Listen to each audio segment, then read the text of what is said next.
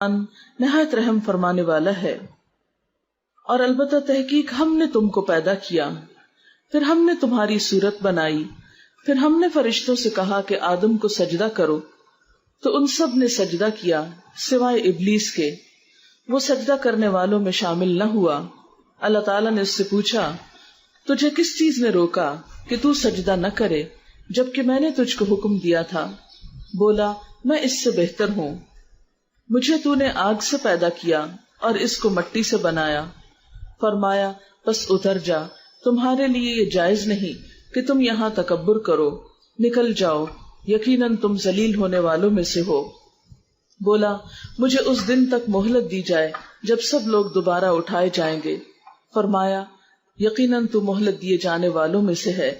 بولا کیونکہ تو نے مجھ کو گمراہ کیا تو میں بھی ضرور تیرے سیدھے راستے پر ان کے لیے بیٹھ جاؤں گا، پھر میں ضرور آؤں گا ان کے سامنے سے اور ان کے پیچھے سے اور ان کی دائیں جانب سے اور ان کی بائیں جانب سے، اور تو ان کی اکثریت کو شکر گزار نہ پائے گا۔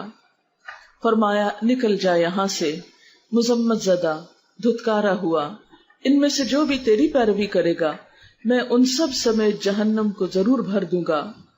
اور اے آدم رہو تم اور تمہاری بیوی جنت میں، پھر کھاؤ جہاں سے تم دونوں چاہو، اور اس درخت کے قریب نہ جانا ورنہ ظالموں میں شمار ہوگے۔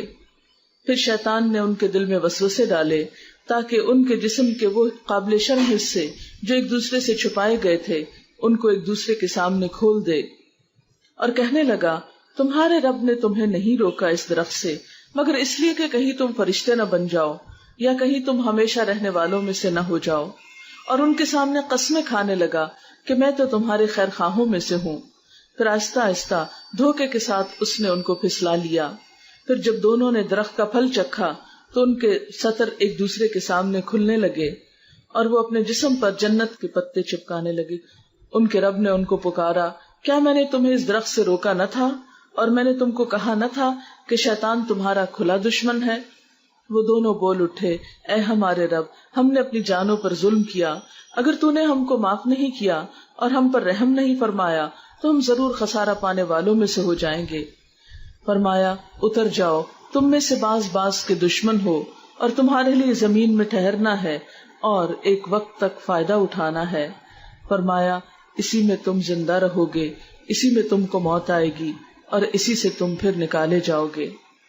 اس وقت میں نے آپ کے سامنے سورۃ الاعراف جو 8ویں سپارے کی سورت ہے اس کی آیت نمبر 11 سے لے کر 25 تک پڑھا ہے اور اس کا ترجمہ بھی آپ کے سامنے ہے۔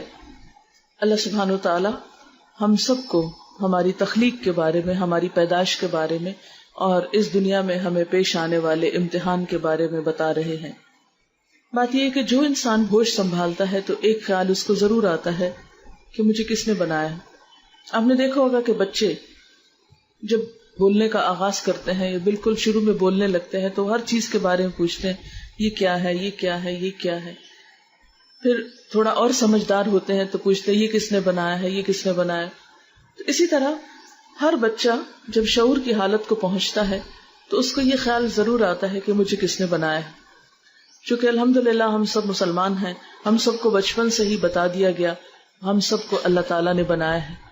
پھر اسی طرح زمین، آسمان، سورج، چاند، ستارے، ہر وہ چیز جو انسان کو نظر آتی ہے اس کے بارے میں اس کو بتایا جاتا ہے کہ یہ سب کچھ تمہارے لیے اللہ تعالیٰ نے بنایا ہے، اللہ نے بنایا ہے۔